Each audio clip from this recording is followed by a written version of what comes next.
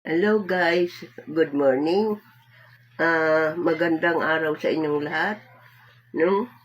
At saka binayayaan na naman tayo ni Lord ng ng kaaya-ayang buhay at saka masayang araw.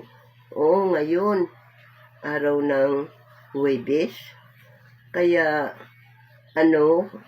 tayo namang lahat magpapasalamat sa Kanya na binigyan na naman tayo ng panibagong pagkakataon na malasap na naman natin ang masayang araw na binigay niya ngayon.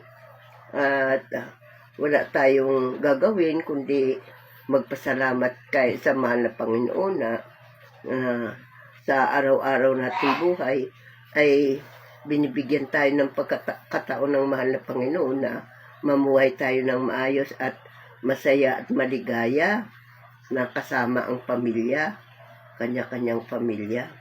Ay sana nga i-enjoy natin lahat yung binibigay sa atin ni Lord. Ako, ni-enjoy ko kasi maikli lang ang buhay. At ang gagawin natin, kung ano man ang mga activities natin, lagi nating pasasalamatan kay Lord na, nakakaraos tayo sa maayos.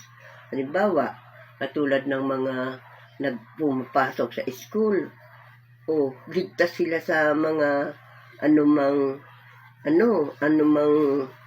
sigalot at nakakarating sila sa paroonan nila ng maayos ang kalagayan.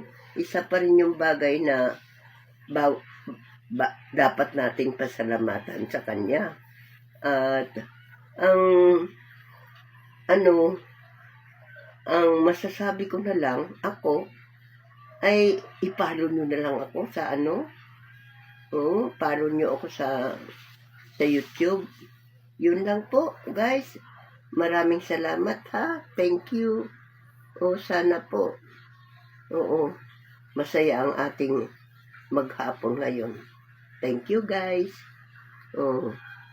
Sana masaya lang.